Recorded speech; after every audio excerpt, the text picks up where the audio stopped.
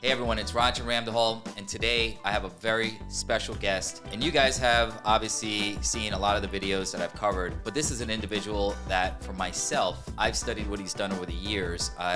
Very impressed with his knowledge and what he's built. Again, it's a pleasure to have him with me today. Let me introduce him right now.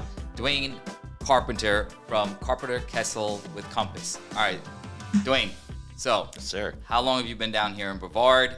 Tell me a little bit about you. I have a lot that I want to ask you. Okay.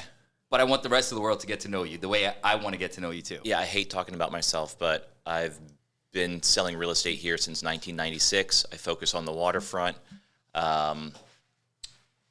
And I live on the water. Mm-hmm. I think it's always funny whenever agents say, hey, I'm a waterfront luxury specialist. It's just like, yeah, but do you even live on the water? Right.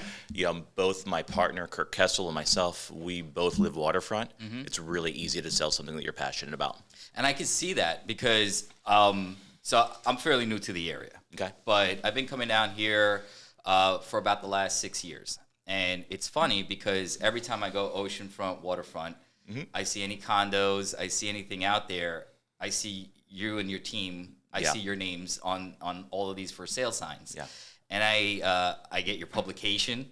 Oh, perfect. I see all the ads that you guys do, and I'm like, man, you guys really have your finger on the pulse mm-hmm. in that market, in that area, you know, in selling. And I mean, it seems like it to me, but it's like every listing is like some record being broke. And I got to think that that's, number one, an amazing thing you're doing for your sellers. But number two, to be able to do what you guys are doing really means that you know your market, right? Like you guys do your due diligence, you know your numbers, and you know what you could get. So it's not like, you know, it's just continuous price reduction or just mayhem. I mean, the fact that your name keeps coming up says a lot. Yeah, well, thank you. We have, like in the condo market, Oceanfront condo market, South Brevard, we have more market share in that than anyone else. Mm-hmm.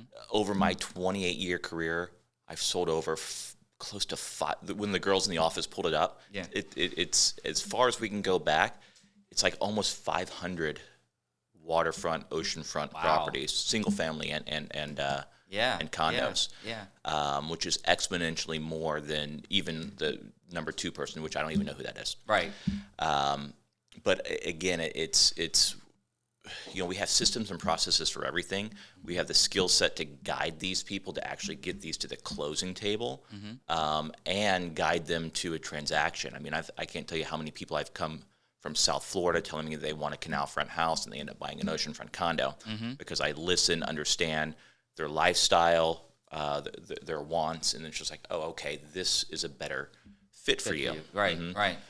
What do you think, I mean, just in getting to understand something, what do you think has caused the boom, in a sense, in Brevard over the past few years with oceanfront condos or just in that area? Yeah. I mean, obviously you've seen it, right? Yeah, with water. So you know, there's a couple different sectors and a couple different feeder markets in which come for these waterfront properties. Mm-hmm. So the oceanfront homes, mostly South Florida. Okay. People from South Florida coming up here. I was perplexed whenever I was a young agent in my 20s. Whenever I'd have a client from Miami come to buy an oceanfront property here, and I was like, what? You have an ocean in Miami. Why aren't you doing that? There's like, no, this is like the Hamptons of Florida. We leave, the busy city, come 2.5, 3 hours up to have what appears to be like a private beach. Yeah, that's really interesting. I never really thought about that, but I can understand that. And a sleepy little beach town. Right. So I would have clients that, come here on a Thursday, go back on a Monday morning. Mm-hmm. And what was also explained to me is if my job is 15 minutes away, I could be stuck in traffic for 2 hours. Right. So on the weekend, what is it to drive 2-3 hours to be in my private beach house? Trust me, as a New Yorker, I can understand that.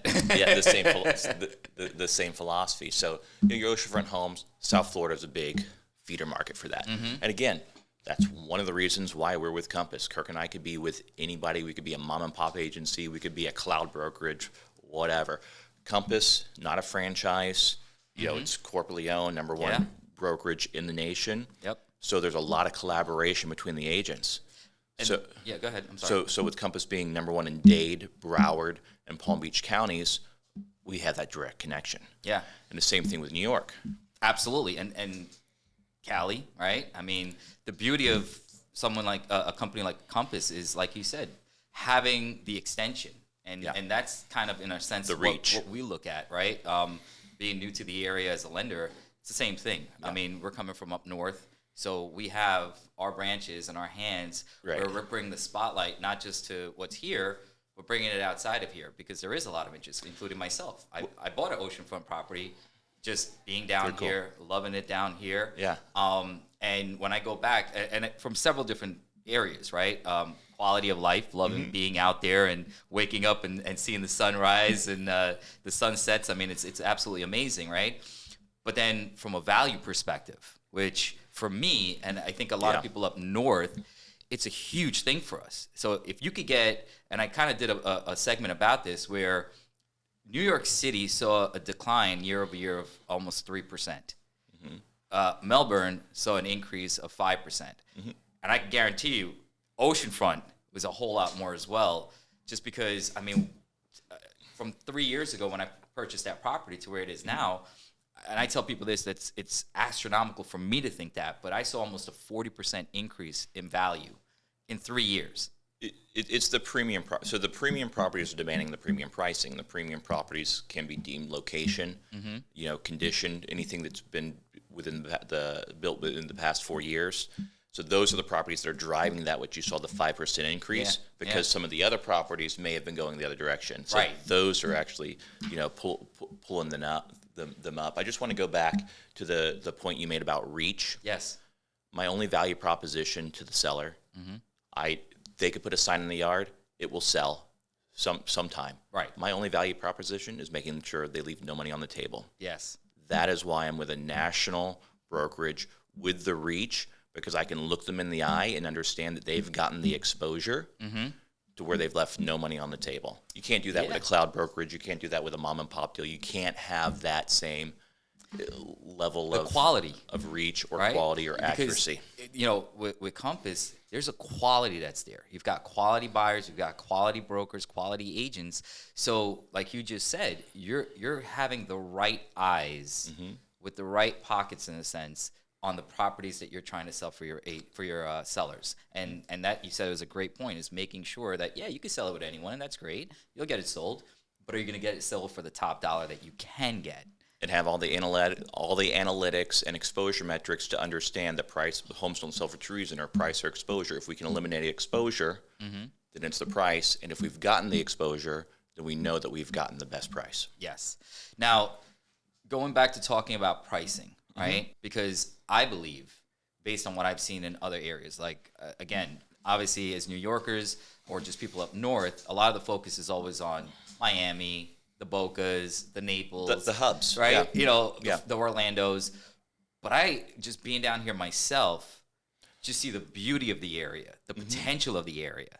Tell me a little bit more about your thoughts about that. So most people came to this area through relocation, whether it was years ago with Harris and then Northrop and then Embraer, Satcom, Dassault Falcon.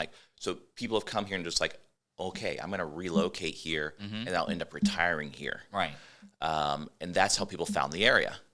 Now, and pre-COVID and specifically during COVID, people were finding this area organically, looking for low cost of living, proximity to a major airport, good climate, thriving job market, and good school systems. Yeah. So they were just finding this area organically through their searches, and then which has also resulted from the analytics from U-Haul last year. The most one-way moves to this I've area. heard about that. So it kind of got some eyes on this sleepy little beach town. It's been growing, and as you see, a lot of it's been growing out in Vieira. But I feel like a lot of people who may have relocated here and go to Vieira and then learn more about the beaches. Yes. Then make that transition as well. So I'll tell you a funny story. So we have the oceanfront. We are building in Vieira, and we're so we were asked, well, you're going to get rid of the ocean, the oceanfront condo, and I'm like, I mean, unless you're really there, you don't understand it's beautiful. I mean, I look out, I see surfers, Now it's got me thinking about surfing myself. I'm like, New Yorkers don't surf that much, but I love to get myself involved in it. But it's beautiful. Yeah, yeah. And we were talking about feeder markets. We talked about the oceanfront homes with Miami, South Florida being that main driver. The oceanfront condos, we have, people from up north, a lot, and then your Orlando, weekend properties, and then even having locals that maybe they're not even off the island. They still live beachside, but have an ocean, have their house on the river or a canal, and also have an oceanfront condo. And you're mentioning that, having Vieira and having an oceanfront condo, Absolutely. You're getting the best of both worlds right there. And I still think, and again, maybe you agree or disagree, but I still think it's a budget price. When you consider so many other markets, I mean, for what you're getting for that price point, I still think it's a discounted price. It's still a value buy, because whenever we have someone, let's just say from up north, sometimes they're looking from maybe South Carolina all the way down to Fort Lauderdale. And anywhere in between. And then a lot of times they end up landing on this area depending on, price point, proximity to airports, and where they can fly into and get ease of access. Now, obviously, we've seen a boom since the pandemic of just people trying to buy, making sure that they have a second home, a vacation home, and even in a sense, sometimes turning it over into investments. Obviously, rates have kind of stalled things a little bit. We do understand that at some point rates are going to go down. What are your thoughts about what's going to happen when that happens, when rates do go down? Do you think there are going to just be a ton of people waiting that were considering buying that are going to jump in? Now, again, I get Ocean's very unique in its own sense, right? And some of those buyers are not going to be just holding back just because of rates. But do you believe that we're going to continue to see the type of appreciation that we've seen? Do you think there's going to be somewhat of a pullback, some stable, place in prices? What are your thoughts? So I'm going to use a term that I've been using a lot this year, and it's my crystal ball's never been so fuzzy. We have a lot of mixed signals. Whenever we look at, and you're in the banking world, when you look at the 14 analysts that make predictions on rates, there's 13 different opinions. Yes.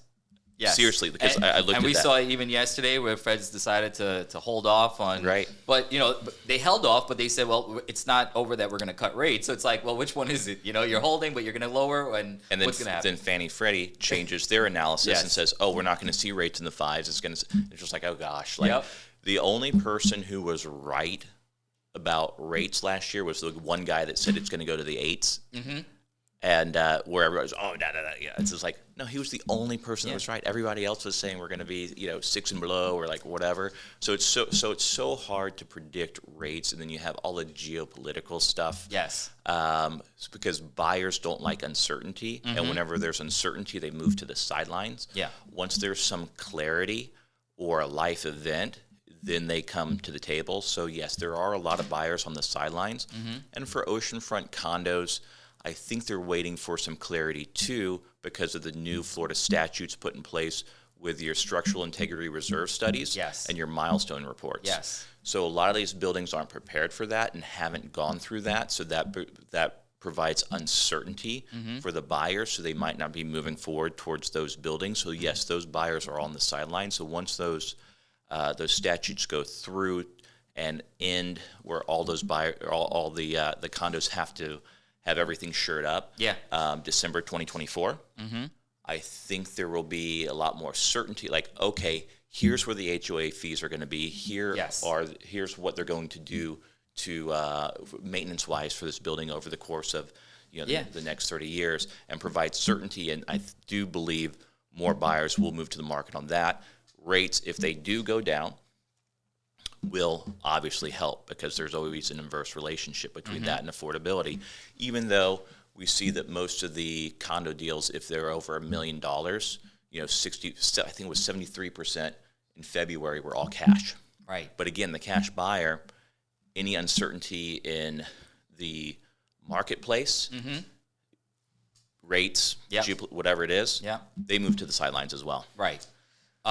What I can say is, I felt like last year there was kind of like a dark cloud. People were just concerned. They didn't, like you just said, there wasn't real direction on what was going to be happening with condos. I mean, were condos associations going to have to pick up, 20-30% of whatever their HOA fees on top of what they were charging to make sure that there was enough money in reserves? I mean, I know for a lot of condo owners and potential condo owners, it was like, well, we're scared in a sense because we don't know what's going to happen, and I don't want to step into something and before I know it, if my HOA's 500, and it's going to go to 1,000. If it's 1,000, it's going to go to 1,500 or 2,000. Yeah. But now that's kind of starting to kind of clear up, sort itself out, and we're now seeing things moving in a certain direction with clarity.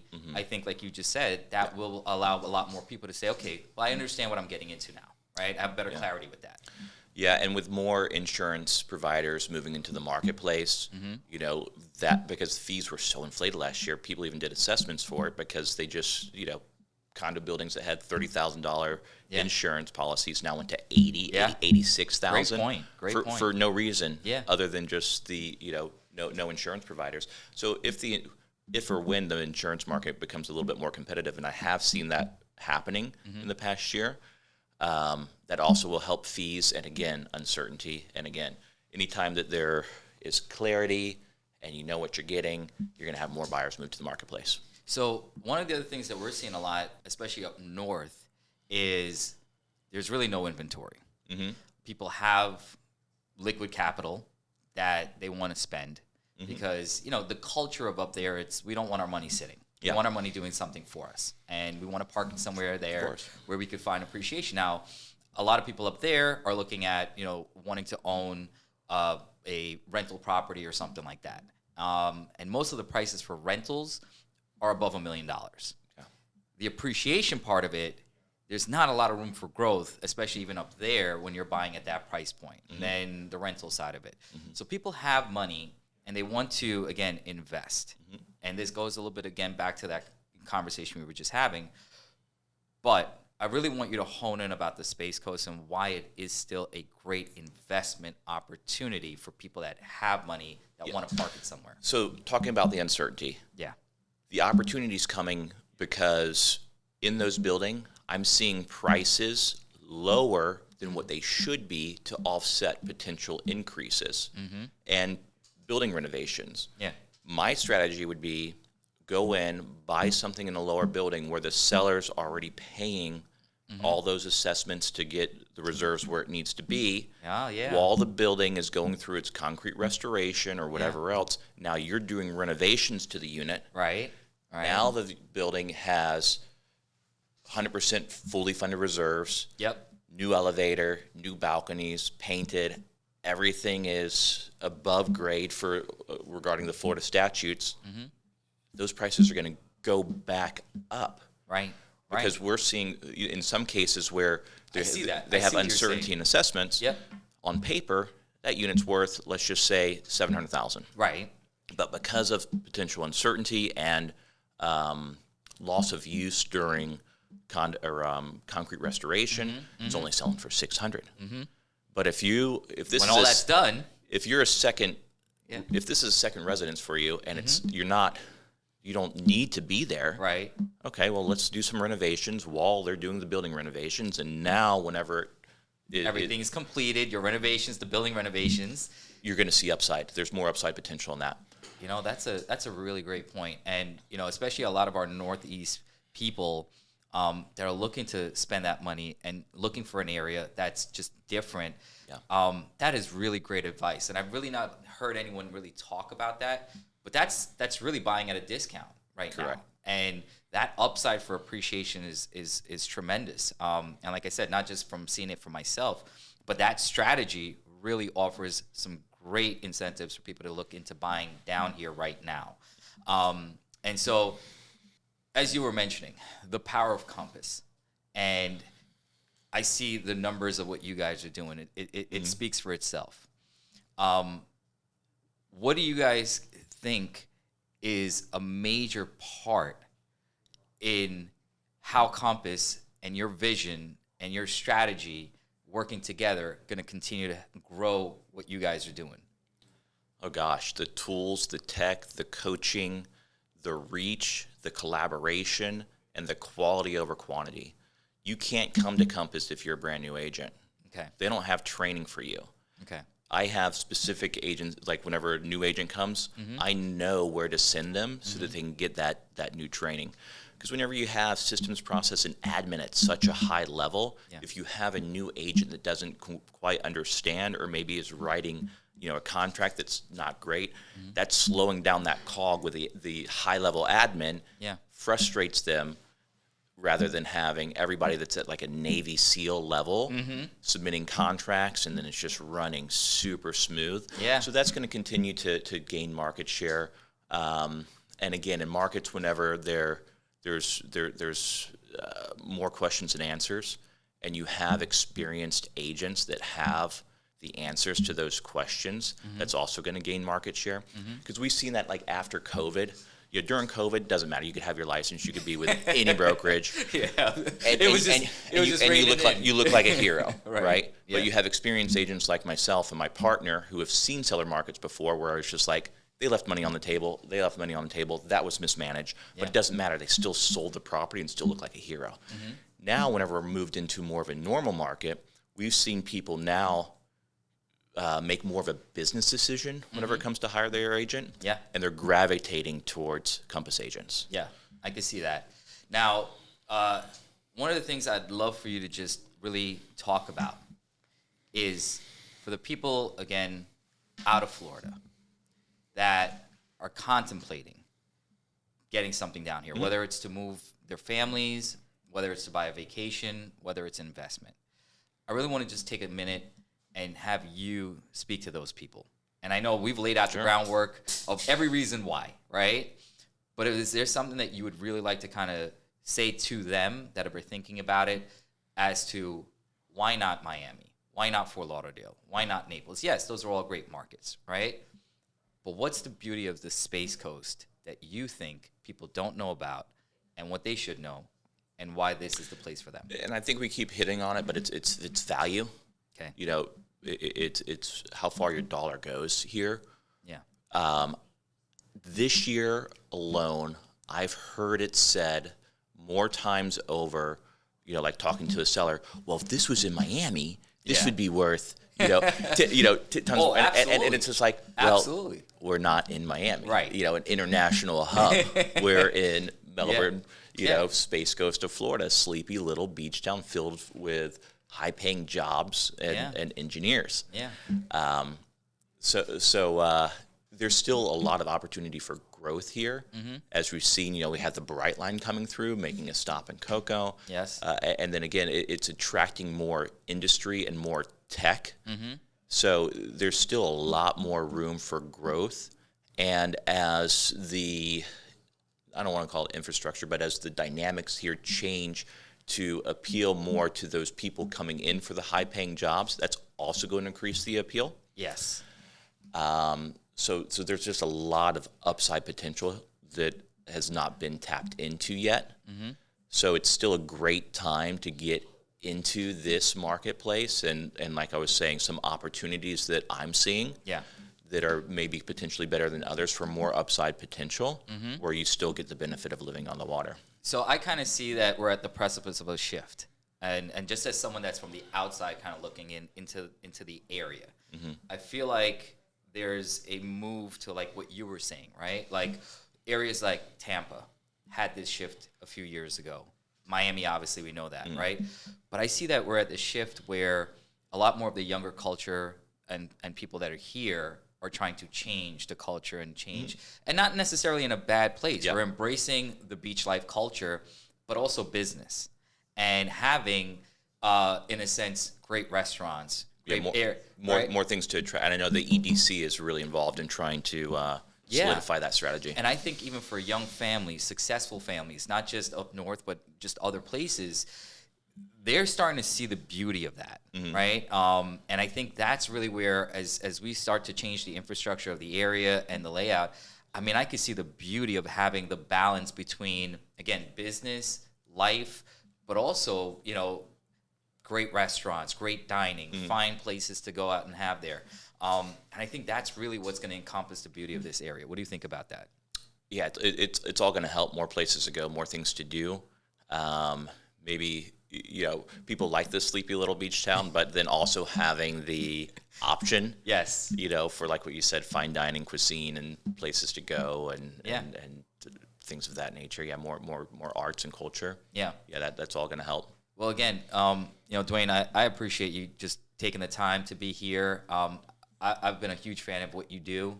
As I said, I've looked at your numbers, your videos, just everything that you've done and you've built. And, again, you're just a really cool guy to have a conversation with. And the knowledge base, for me, that's just so important. I can just tell, just in a conversation here, the knowledge that you have and just how quickly you're able to do that and pull up stats and show direction and show value and be a resource. Mm-hmm. I mean, you're the guy that I'd want in the room selling a property for me, especially, again, if it's a high-value property. You just being able to have all of that at your fingertips shows how just, again, your finger is on the pulse, but you know your market, and that's amazing. Thank you. Yeah, and I mean, I just encourage the listeners to use us as your resource, especially if you're interested in waterfront or high end. Mm-hmm. That is our wheelhouse. That is what we know. You can mention a building or a unit number. I already know the view. I already know who constructed it. I know the ceiling heights. I know the challenges. Same thing when you mention an oceanfront lot, riverfront lot. I'm going to know the water depth. Yeah. I'm going to know if you can fit your boat. All these things are a great resource whenever it comes for not just buying, but selling as well, because I can articulate the value better and the things that we see, see there are different and advantages for that properties. Yeah. Just as a side note, what do you think about the new construction condos that are going up? I mean, the architecture, the amenities, I mean, just in seeing how the evolution of all that's happened in terms of the ocean fronts. And I know there's definitely a few going up right now that I've seen, but I mean, I know you've been touring, selling. What are your thoughts about that? There's just a variety from your budget builder to your basic, hey, you want some width, you want to get on some water, but you're going to probably need to renovate even though it's brand new. We got those.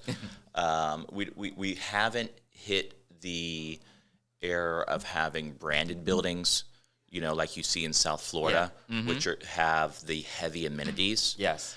Because of our lot sizes and our density. Okay. It doesn't allow for that. For the big buildings to go up. So whenever I represent, I sold out Palm Beach, one of the premier buildings in this area. Mm-hmm. Well, they took areas where they could put some amenities, a real gym, a little clubhouse, but we're not getting, no room for a doorman or that's not here yet. Right. Another building that I represented, we took the least desirable unit in the building and we made that the gym.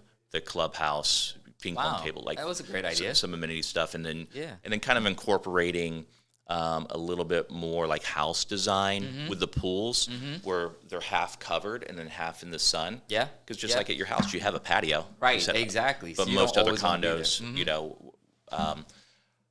the new condos coming up, again, they'd have to. I can't even comment on them. They haven't broken ground, so they may or not come to fruition. Okay. And again, we don't have a lot of oceanfront lots left. Right. They're scarce. Right. So we're seeing more people do what I was talking about, strategy of renovating, making it their own, because there's very few new buildings. I mean, since 2016, from, let's just call it Sebastian Inlet to Satellite Beach. Yeah. I mean, you only have Marinda, Palm Beach, 1625 Ocean, 2795 Ocean, Abacos, Ocean Jewel, and that's it. That's amazing that you could just pull that out of your mind like that. That's really awesome. I mean, there's not a lot of and Oceana, but other than that, then it's that's it. Yeah. That's it. That's not a lot. Mm-mm. When you consider in other places how much is being built, right? Right. So that's really something. Yeah. And then we'll just talk off topic. Is there anything else that you wanted to talk about? I don't think so. I think that was really good. Yeah, I think we covered what our specialties is, how long we've done it. I mean, just to put it in perspective, the team that I run, we have systems and processes for everything. So if you hire me, you Shane. Yeah. You hire Shane. You hire Jeremy. You hire Amanda. We want that experience for the consumer to be seamless and the same. Yes. So we have the systems and the process and the admin for that to make sure that the customer is receiving the best experience. Because, our vision, the whole reason why we formed the team was because we believe the consumer deserves a better real estate experience. We looked at the industry. We saw what was broken. We took consumer service surveys. We reverse engineered the way that we've structured our team and structured our marketing to be the most impactful to the consumer and provide that better experience, that elevated experience that, again, and it's not as a sense of novelty. You can see from the results, more $1 million transactions than any other agency. Yeah. More transactions. I mean, we did 665 deals last year, 340 million. It puts us number 1 in the state of Florida for large teams, number 4 in the nation for large teams. So all this systems process and strategy that we've implemented has yielded positive results. I think the best way I would put it is like, you guys really provide white glove service. White glove service, yeah. It's trying to get seamless, easy. You're taking out the frustration from the buyer side of things. You're connecting the sellers, you're connecting the buyers, but you're doing it in such a seamless way where it's almost like someone just wants to go buy something else with you or refer someone else to you guys, right? Because the process has been just so good. I just met with someone yesterday, a high net worth individual who we helped, and he said the most valuable thing that you guys did, you saved me time. That's right. Absolutely. You saved me time. That is a huge value that a lot of people, again, that are spending a certain type of money, time is money. And so if I don't have to think about it because you have the knowledge, you have the resources, you know where to say, you know what my needs are, but for you to be able to say, okay, listen, based on what you said, I think this, and it's going to be your best fit. And they look at 2 properties, 3 properties, and it fits right in, and they're done, they're over with. That saves them a huge amount of time that they can focus on doing what they do, and they do best. And that's what's most important. Absolutely. To that higher net worth individual especially. Yeah. Yeah. Thank you so much for being with me, Dewayne. Yeah, thanks for having me.